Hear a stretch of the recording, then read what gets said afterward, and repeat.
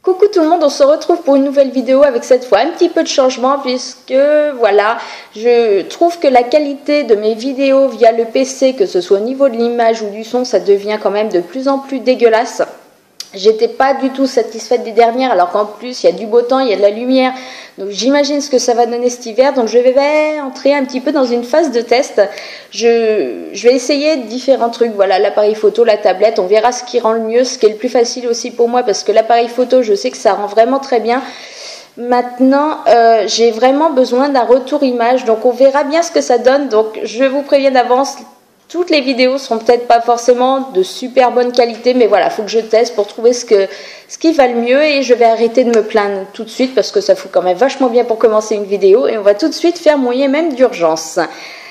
Alors, IMM d'urgence, puisque j'en ai fait un il y a 15 jours, puisque normalement j'en fais un par mois, mais c'est vrai que là il y a eu maxi craquage, des trucs que j'attendais depuis un petit moment qui sont arrivés aussi, donc là c'est juste pas possible que j'attende plus longtemps. Donc on va regarder ça ensemble tout de suite. Voilà, donc le premier, je vais commencer, oui j'ai des piles un petit peu partout, c'est le bordel.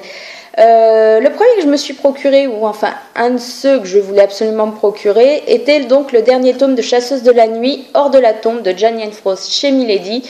Pas parce que j'étais hyper au taquet de ce dernier tome, sachant que j'ai trouvé que les tomes 4 et 5 étaient quand même moyen, surtout par rapport au début de la série qui était quand même excellent. Maintenant c'est le dernier, je vais pas m'arrêter à un tome de la fin, et puis mon côté positif veut que voilà, j'envisage vraiment qu'elle me surprenne et qu'elle fasse un super final après m'avoir un petit peu déçu avec les précédents. Donc voilà, je vais pas forcément le sortir tout de suite. Maintenant je pense que je vais pas trop traîner non plus, puisque les 5 et 6, je les ai lus il y a un an, je crois bien, donc c'est déjà pas super frais en tête. En plus, comme j'avais trouvé quand même assez moyen, ça l'est encore moins, je vais essayer de pas trop le faire traîner, et puis en plus, ça fera une série finie que j'archiverai comme ça. Voilà, ensuite, tant qu'à faire, j'étais rendue là-bas et je suis tombée, je vais vous montrer les deux, hein, voilà, sur les mangas, est-ce qu'ils appellent ça le protectorat de l'ombrelle aussi? Ouais, une aventure d'Alexia Tarabotti. En VF, c'est vrai que je louchais dessus en VO depuis juste 3 plombes, j'hésitais à me les commander. Bon, finalement je suis tombée dessus en magasin. Je me suis dit qu'avec tout ce que j'avais à lire, me prendre les 2 premiers, ça me poserait pas de souci d'attendre le 3e. Voilà, surtout que j'ai lu les 2 premiers de la série, et je pense que pour me relancer avec le 3e, finalement, lire le 2e manga va être nickel pour me rafraîchir les idées. Donc voilà, et puis en plus, ils sont juste magnifiques, voilà. Par contre, voilà, je trouve que l'arrière du 2e, c'est pas forcément super adapté, parce que elle est quand même à poil, et puis on le voit bien, je trouve. Voilà, c'est pas précisément. En même temps, après avoir lu le premier, il y a quand même quelques images aussi du même genre dans le livre, mais je trouve que le foot en 4e de couve, c'était pas forcément indispensable, on va dire ça comme ça. Donc voilà pour mes petits achats VF du moment, et il y a d'autres choses aussi en VF qui sont arrivées. Donc le 2e tome de Geek Girl, Dolly Small, donc chez Nathan. J'avais lu le premier quand il est sorti début d'année, j'avais bien aimé, c'était rigolo, c'était marrant, ça cassait pas 3 pattes à un canard, mais enfin, ça restait une lecture détente, et c'est vrai que j'avais envie quand même de découvrir ce second tome, mais en espérant quand même que ça aille un petit peu plus loin, que ce soit moins superficiel, que ce soit moins facile. Donc si ce 2e tome reste dans la lignée du premier, par contre, je risque de m'arrêter là. Même si je passe un bon moment, j'en veux quand même un petit peu plus. Donc on verra bien ce que ça donne. Ensuite est fraîchement arrivé aussi donc le dernier tome de la trilogie Ever Sky, toujours chez Nathan, de Véronica Rossi. J'avais beaucoup aimé le premier tome, le 2e était très bien passé aussi, malgré le fait que je ne me souvienne pas à l'heure actuelle de super grand chose non plus, mais c'était pareil quand j'avais commencé le 2, hein. Maintenant c'était suffisamment bien fait pour me rafraîchir les idées, donc j'espère que ça va être pareil ici, que je vais passer un aussi bon moment. Je suis assez fan de la teinte couleur du livre, par contre vachement moins fan du brushing qu'ils ont fait au mec, je sais pas, ils y sont allés sur la frisette et je trouve que ça gâche un peu le truc. Bon, après, c'est question de goût, mais voilà, il a un peu trop forcé celui-là pour moi sur le brushing, et je trouve ça dommage parce que pour moi, ça gâche quand même un petit peu la couverture. Ensuite, donc j'ai reçu ce matin, comme quoi j'ai bien fait de retourner la vidéo, Un garçon si gentil de Magali Vienner. Donc c'est une sortie Milan dans leur collection Macadam. Là, je ne sais pas s'il est déjà sorti, s'il sort demain. Enfin voilà, ça arrive très très vite. J'ai pas relu la 4e de coup. Je l'avais lu au mois de juin. J'avais beaucoup aimé. J'étais très intriguée par ce qu'on me proposait. Par contre, je suis pas du tout fan de la couverture, que ce soit la teinte couleur ou le dessin. Enfin, je sais pas. Moi, ça me donne franchement pas envie. Maintenant, je sais que le résumé donnait super envie, donc comme quoi faut pas s'y fier non plus, et je le lis très vite. Par contre, j'étais vraiment intriguée, donc et je vous en reparle très vite dans un C'est lundi que lisez-vous. Ensuite, j'ai fait un troc et je suis super contente puisque je louche dessus depuis un moment. Donc Joyland de Stephen King chez Albin Michel. Je louchais dessus parce que c'est un Stephen King, parce que en général j'aime beaucoup, sauf que là c'est juste abusé. 21,90 €, il fait à peine 320 pages. C'est pas écrit super gros, mais c'est pas écrit super petit non plus. Je trouve que voilà, ça fait juste hyper cher. Donc super contente de l'avoir reçu en troc pour le coup, parce que je sais pas si, de toute façon Claire, je l'aurais pas acheté en prix neuf. Ça c'est passer plus de 20 € pour un bouquin, même les Bragelonne, j'ai déjà hyper mal, j'en achète pas beaucoup parce que voilà, je trouve que c'est juste exorbitant. Donc bien contente qu'il soit arrivé. Ensuite, j'ai été faire un tour chez France Loisirs, puisque j'avais encore une nouvelle fois 100 points, donc je me suis fait plaisir et je me suis pris le double album Walking Dead, donc du tome 5 et 6, et comme j'y étais, je me suis dit, soyons prévoyants, donc j'ai pris aussi le tome 7 et 8 au passage. Donc voilà, j'ai lu le 1 et le 2 pour l'instant, j'avais le 3 et 4 qui attendaient justement que la suite arrive, donc j'ai largement de quoi faire et je suis super contente. Alors voilà pour les VF, et maintenant il va y avoir plus que des VO, mais il y en a qui arrivent quand même, je vous préciserai quand ils sont annoncés chez nous ou quoi que ce soit. Donc le premier, alors après c'est pareil, il n'y a pas d'ordre d'arrivée ou quoi que ce soit, en fait c'est tellement le bordel que je ne sais même plus dans quels ordres ils arrivent, vu que tous les jours il y en a des nouveaux. J'ai pondu mon avis ce matin, justement, il est juste publié puisque je l'ai lu avec les filles ce week-end en lecture commune, donc We Were Liars. Oh là, à chaque fois j'essaye de foutre un espèce d'accent, ça fait trop bizarre.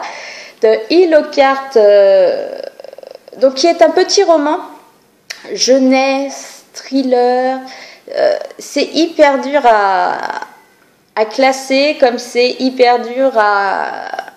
Voilà, j'ai quand même bien galéré pour faire mon avis, puisque dès le début du livre, on tombe directement dans l'histoire, et c'est vrai que, voilà, on découvre plein de choses, on a le cerveau qui part en vrac, et je ne sais même pas comment vous en parler. Voilà, on va suivre finalement Caddy, qui a 17 ans, et qui n'est pas au top de sa forme quand on va commencer le bouquin, et elle va nous parler en fait de tous les étés, enfin... Pourquoi j'essaye de vous raconter, je ne sais pas, puisque je n'y arrive pas. Il y a un résumé pour ça. Les filles ont pondu leurs avis qui sont aussi... qui expriment différemment de moi le ressenti sans spoiler. Donc je pense que vous avez de quoi aller voir. En tout cas, voilà. Par contre, petit livre, 200 pages, mais qui reste très accessible en anglais. Donc si vous en avez entendu parler, parce que c'est quand même un bouquin dont on a vachement entendu parler sur la blogo anglophone...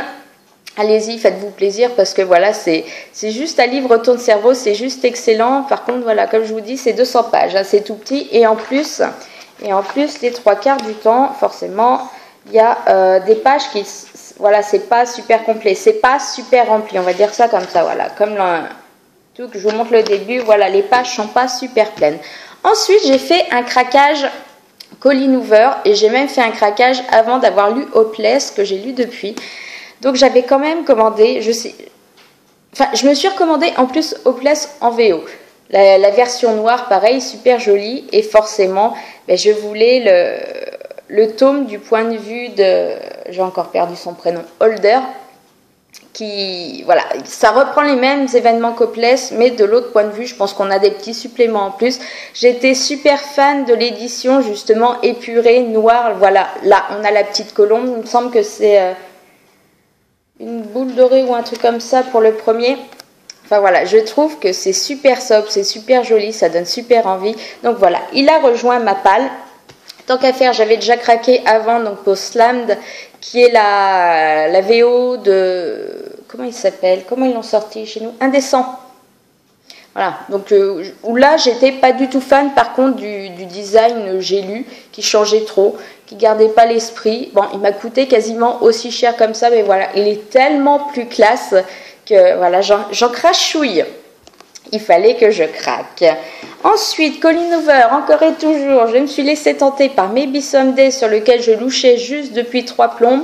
En plus, ma copine Ever s'est enfin mise à la VO, je suis super contente, elle l'a lu, elle a adoré, elle m'a dit il faut que tu le lises. Donc voilà, je ne pouvais plus résister, j'ai craqué en plus pour cette version qui... J'étais obligée de commander chez Book Depository parce que chez Amazon, c'est... Alors ça doit être la version anglaise qu'ils ont et celle-ci c'est... Non, je sais plus laquelle est la version US et l'autre la version anglaise. Bon, bref, moi c'est celle-ci que je voulais. Elle coûte un peu plus cher, allez savoir pourquoi, mais je le trouve super joli et il me fait super envie et je le sors très vite. Et on continue encore et toujours avec Colleen Hoover, puisque tant qu'à faire, j'ai craqué pour le tout dernier sorti, donc Ugly Love, qui est juste magnifique en plus parce que les teintes bleues, déjà ça pète, mais en plus c'est en relief, voilà les bulles. Je sais pas si je peux vous montrer. On voit pas super bien. Mais en fait, le nom et les bulles, tout est en relief et ça pète. C'est juste magnifique. Donc en plus, les avis sont super bons. Donc pourquoi se priver? Ensuite, on continue avec les mauvais garçons, les romances compliquées. Je me suis laissée tenter par le premier tome de la série Marked Men. Donc Rule de Jake Ronover. Oh là là, accent encore, mais ça me choque moi aussi, j'espère que ça vous choque pas trop.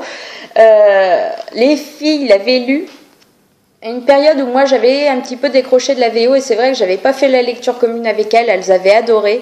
Donc c'est vrai que là je me suis dit merde, fais-toi plaisir, tu te le commandes, t'es bien reparti dans la VO en ce moment, donc c'est l'occasion. Depuis ils les ont réédités, enfin il y a 2 versions, donc les versions avec les mecs. Et ils ont sorti depuis le mois de juillet les versions, alors elles sont peut-être pas du même format, avec des visages de filles à la place, donc ça doit être les copines qui se font dans les histoires. Moi j'avais adoré le visu de celle-ci, donc je voulais cette édition-là, donc voilà. Après c'est question de goût, mais c'est vrai que l'original était comme ça et moi il me faisait super envie, et en plus Roule il a l'air excellent là. Bah voilà, il est trop beau, il fait trop envie. Ensuite, allez hop, on change de pile, je me suis laissée tenter par... un livre que j'ai déjà lu en VF, que je me ferai un plaisir de relire en VO, et il fallait juste qu'il complète les autres, donc Anna and the French Kiss de Stephanie Perkins. Voilà, j'ai les 2 autres derrière, donc pour que ce soit tout beau, il faut que ce soit celui-ci. Malgré le fait, je crois qu'en fait, j'ai vu que le dernier était un petit peu plus petit. Donc, quand on les met à côté, ils ne sont pas tous de la même taille, c'est trop dommage, bref. Donc voilà. Vraiment un livre à lire, hein. Pour ceux qui l'ont pas encore lu, qui l'ont ou quoi que ce soit, allez-y, faites-vous plaisir. Ensuite, je me suis laissée tenter par Stolen de Lucy Christopher. Tout ça, c'est la faute de Jess, parce qu'en fait, elle m'a dit qu'elle l'avait commandé, et quand elle m'a parlé du livre, ça me disait rien, elle m'a renvoyé au résumé, et ça m'a fait super envie. Alors celui-ci, je vous précise qu'il est quand même sorti en VF, il me semble que c'était en 2011, sous le titre Lettre à mon ravisseur, il me semble. C'était... dans la collection Scripto, là, il me semble, de chez... C'est qui Scripto, déjà? Ah là là, j'ai encore perdu. Gallimard? Ouais, ça doit être ça. Donc, voilà, une jeune fille qui se fait enlever dans un aéroport, et pas par un vieux pervers, un papy, un détraqué ou quoi que ce soit, mais par un mec qui a quasiment son âge. Et voilà, j'en sais pas plus, en gros, le résumé, c'est ça. C'est vrai qu'elle se retrouve donc coincée avec lui, il me semble qu'il l'emmène... au milieu du bush australien ou je sais pas quoi, donc elle est vraiment loin de tout, et en fait pour extérioriser, pour pas devenir complètement dingue, elle va lui écrire une lettre, et en gros c'est ce qu'on suit là. Elle nous raconte son histoire par ce biais-là, et il me fait vraiment super envie. Et en général, en plus, tous ceux que j'achète qui ont ce macaron-là, qui sont donc où ils ont eu le prix, où ils étaient en compétition pour ce prix-là, c'est toujours des super découvertes. J'en ai déjà lu 3 ou 4 comme ça, à chaque fois ça a été vraiment top de chez top, donc là je me suis laissée tenter, c'était juste pas possible autrement. Ensuite, fraîchement arrivé de ce matin, celui-là c'est pareil, oh il est tout beau, c'est tout en relief aussi. Alors je vais essayer de le mettre pour que vous le voyez.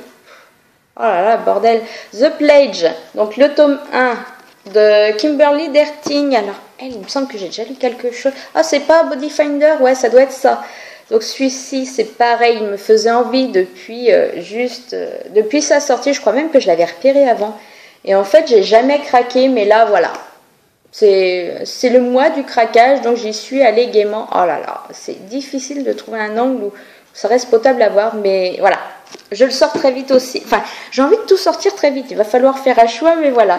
Ensuite, je l'ai reçu ce matin et je suis super contente. Je l'ai lu depuis belle lurette.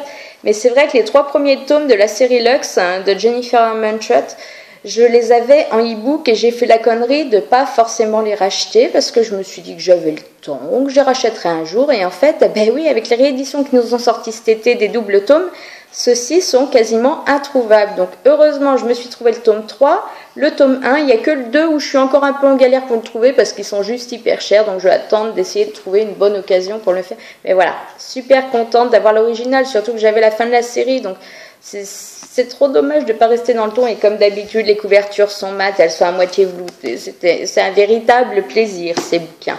Et d'ailleurs, je vous rappelle qu'aujourd'hui, le tome 1 sort en VF. Donc faites-vous plaisir avec Obsidian si, voilà, vous ne l'avez pas encore découvert. Ensuite, encore une fois, de la faute de Jess. Tant qu'à faire, si je peux accuser les autres, je me sens vachement mieux. Un livre presse, ça ne change rien. The Coincidence of Callie and Kayden de Jessica Sorenson. Donc, qui est là aussi une romance, là aussi c'est encore compliqué. Et là aussi, c'est le prix qui m'a fait craquer, puisque 4,90 € pour le bouquin. J'ai même pas réfléchi, je me suis dit, de toute façon, c'est même moins cher qu'un poche.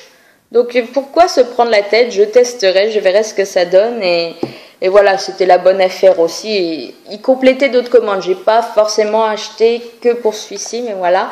Ensuite, le gros plaisir du mois, Infinity Plus One de Amy Harmon. Alors voilà, il est juste à tomber visuellement. J'ai adoré Making Faces. J'avais déjà louché sur le résumé de celui-ci en plus. Ben voilà, là c'était le mois craquage, je me le suis autorisé et franchement, il est juste à tomber.